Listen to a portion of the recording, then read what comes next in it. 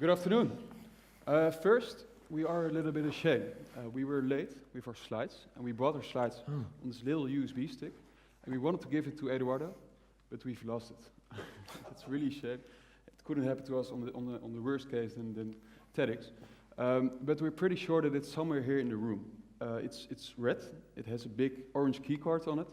It has a little Lego brick on it. Can everybody please just check their seats if there's a USB stick somewhere underneath your chair? It's really embarrassing. Someone, please help us out.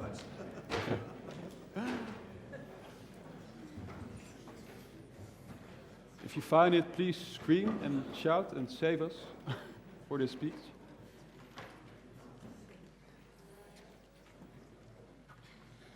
Perfect. Phew. Thank you very much. There you go. Oh, you saved our day. And the audience day. No. Good afternoon. Let us be honest. Let us confess something right away.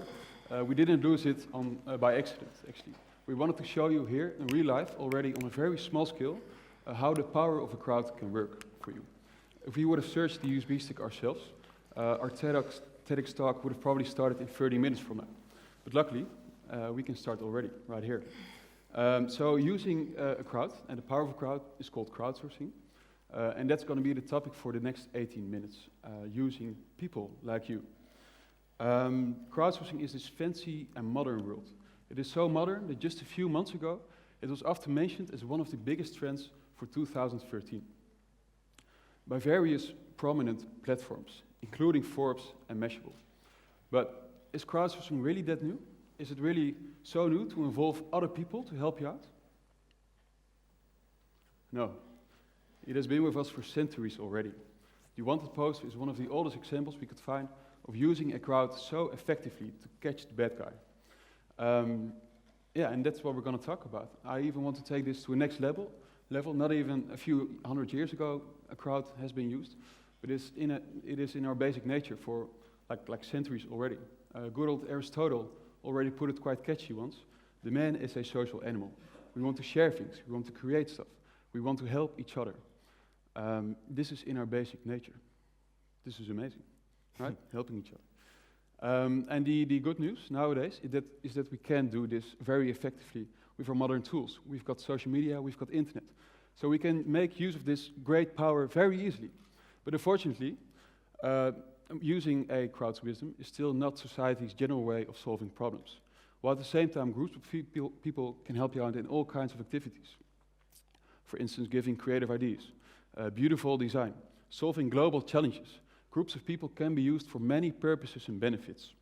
And we've experienced from our own story that there are some real talented and yet undiscovered people out there who love to give their thoughts for your challenges. Take Jana. Now, Jana is a girl, born and raised in South Africa, and after she finished high school over there, she went to the Netherlands to discover life beyond her village walls. Now, you have to know that Jana has a real passion for arts. As a kid, she was always drawing and painting, and at the age of 6, she actually won her first drawing contest, and as the years followed, more prizes followed. So for Jana, it became very clear that this passion should be her study as well. She had to study arts, and she did. But unfortunately, things didn't go as expected for Jana. In her first year, she couldn't afford her study tuition anymore, and she had to drop out. The result was that she had to take this job as a postman, or better, postwoman, you might say, just to be able to pay her rent and her bread every day. Thankfully, Jana didn't give up on her passion, and she kept on designing every night on this very small desk in her attic. And continuously, she kept on designing in crowdsourcing challenges online, just to improve her skill night after night. This was the moment that our paths crossed as well. 2 years ago, we wanted to give crowdsourcing a larger spotlight in the Netherlands, so we decided to write a book about it. And following the practice what you preach wisdom, we decided to crowdsource our book cover. So we put this contest on Boomer & Create, this Dutch crowdsourcing platform, and within 3 weeks, 189 contributions came in. Most of them were really remarkable, but there was this one cover that really stood out of the crowd. And oddly enough, it was a cover created by this young, unknown girl that was delivering mail as a profession. Very weird. That was the moment that we really felt the power of crowdsourcing. This young unknown girl that fought for a stage, that wanted to expose her talents to clients like ourselves, beating actual professionals as an amateur. We're very glad to say that things turned out very well for Jana in the end. After winning other contests as well, she actually quit her job at the postal office and is now a full-time designer, designing for cool clients like Heineken and Jack Daniels. Well, I think the story of Tim tells us one thing, something we all know already, but are closing our eyes for obliviously. And that is, there's a new marketplace. It's big and it's huge and it's untapped so far. And that is the C2B marketplace. There's so many possibilities. There's so many people online and offline who are willing to create, can make things beautiful together. But so far, we have blindly focusing on the potentials, on the business-to-business and the business-to-consumer possibilities, and which is a great shame. Because normally, if you have a problem, you want an expert to fix it. If there's something wrong, you ask the expert. If there's a ghost around, who are you going to call? The Ghostbusters. But if you act and think in this way, you will miss out on the opportunities the C2B marketplace has. And you will miss out a lot of knowledge that is out there. Because the knowledge you have, the knowledge you have access to, is not just the knowledge you possess. That's only 0.5% of all the knowledge you have access to. 0.5%, that's not much. So I wanted to change that. I wanted to build a model, a construct for everybody to use in general settings to how to crowdsource, how to make use of the power of the crowd. But back then, I only had experience in the advertising industry and not in all the other industries. And that's actually when I met Tim, because he'd done research about the phenomenon in different settings. So back then, he said to me, let's make this model and write a book about it. But you must know I'm dyslexic, so writing a book is not really my cup of tea. So, but he was very convincing. So what happened? He convinced me, and we started writing a book, and I said, all we need is a good editor. But all the editor needs was a lot of ink. A lot of ink. As you can see, every page, more and more ink. But it was during this writing, we did a discovery we did not expect. We were into crowdsourcing, and we knew a lot about it, but this we did not realize so far, and we want to share this today on this stage with you. And that is that every sector and every department within that sector, crowdsourcing can be of help. Even the most important themes in life, the themes that shape our lives, the fundaments, you could say. Now, this is quite a statement. Yeah, so our hopes and dreams is to build this movement. A change where people open their eyes and discover how great the world can be if you just open up and involve other people. Standing here on this TEDx stage is already a great honor in our journey so far, but you are still far from our goal. Involving people makes much sense in all kinds of activities, to solve crises and to boost the world as we know it today. Just involve people on ideas on local and global challenges. And doing that will influence actually all of these 9 themes above, all of these 9 fundaments in society. Now, we have our own ideas of how every one of this fundament of society can be improved by crowdsourcing. And we really wanted to share that on stage here with you. But unfortunately, Eduardo said, like, no, that's not possible. Time-wise, we really can't do that. No, you're not going to get 30 minutes. No.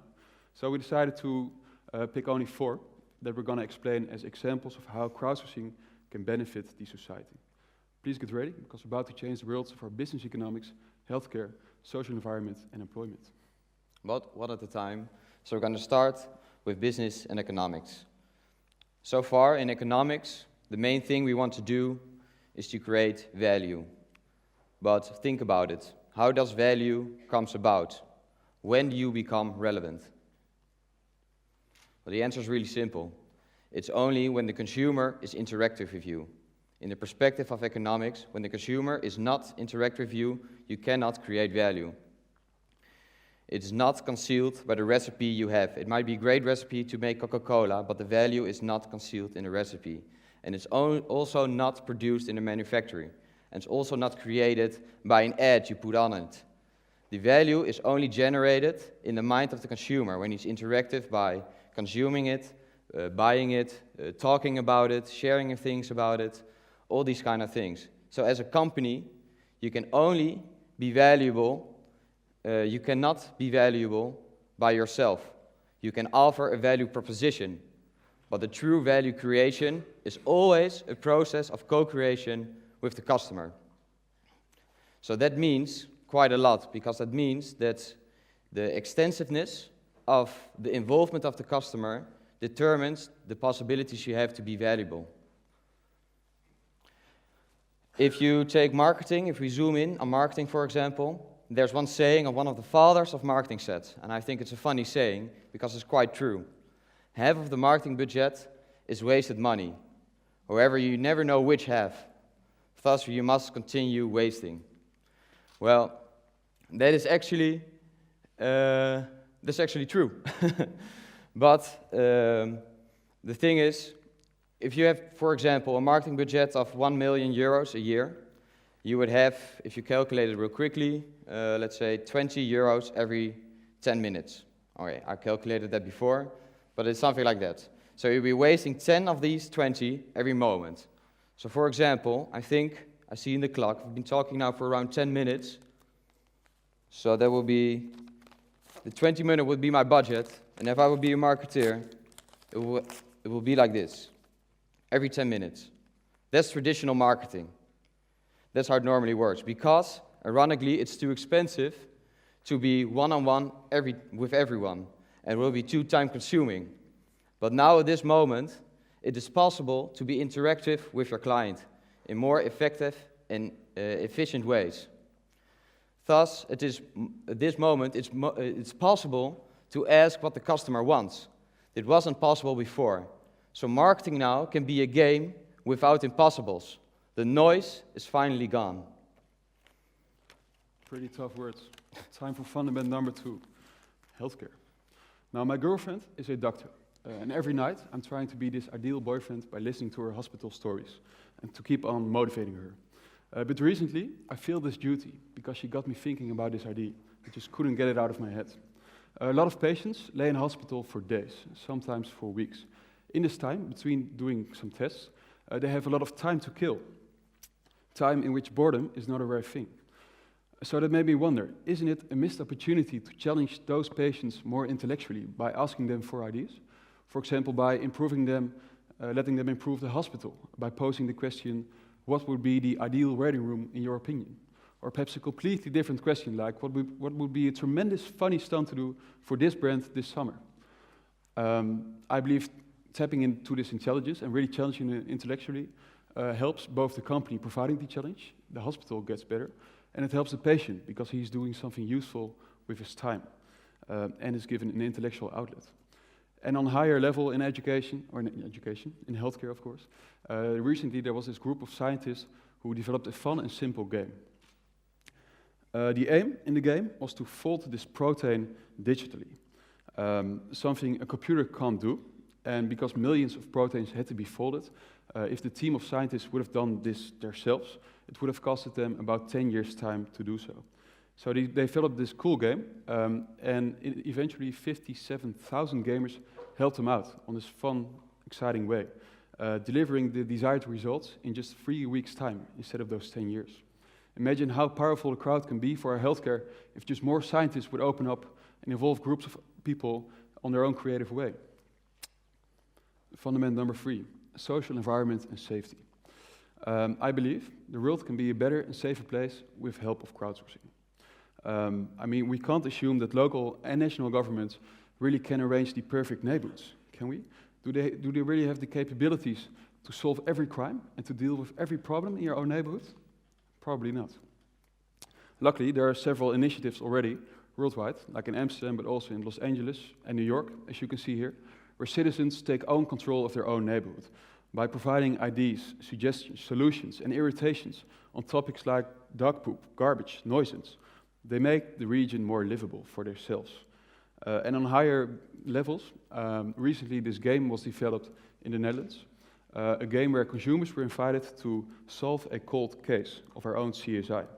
Now see this as a modern Cluedo, where you have to come up with your own scenario and your own suspect of who done it. And to support this, valuable information was given, information on topics like witness statements, forensic material, the crime scene itself. And detectives actually hope that making use of this wisdom's crowd, they can actually crack the case. They can get this breakthrough in an actual case in real life. How powerful can that be for society if millions of people would help governments like this? If millions of people would just make an impact on your own region, in your own nation, for the livability and the atmosphere. Just involve them. So the last and fourth topic we're going to discuss is the employment.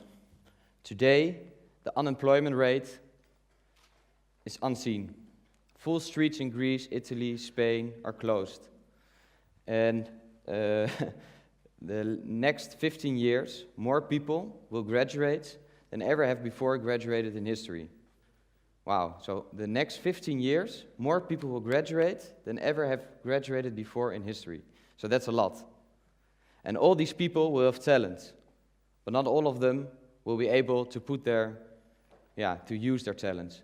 And all of them will have passions, but once again, not all of them will be able to follow their dreams.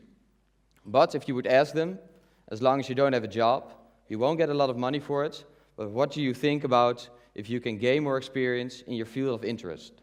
Most of them would say, wow, I'm in. So if governments would use this mindset, a lot can happen. Because what you do then is you create something magical. Because when there are a lot of companies, every company, they have a lot of challenges every day. And there are also a lot of institutes that have already many big databases with people who are unemployed.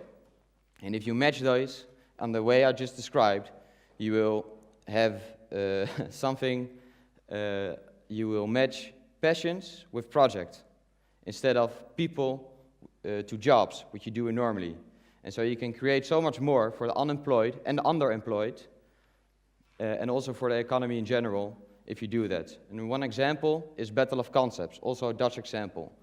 It's a relatively simple platform where more than 10,000 students are on. And these students can study design, law, business, doesn't really matter.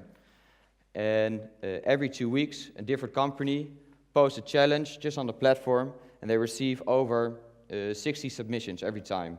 And these are business cases they receive, not just ideas, but real thought-out, clever business cases.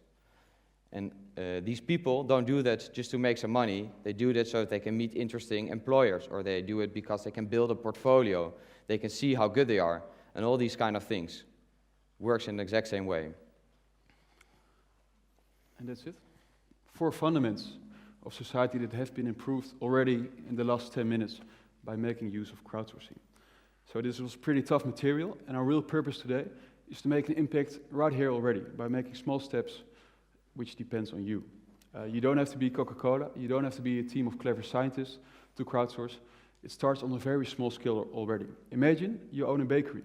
Why not simply starting by asking a question to your clients like, what should be the sandwich of the day? It's very simple, it's just like that. So our call to you, our call to action, please get home tonight, think about how you're going to crowdsource, how you're going to involve your own clients, your own customers, your own stakeholders. And if you're not convinced already, we have one more argument to plead.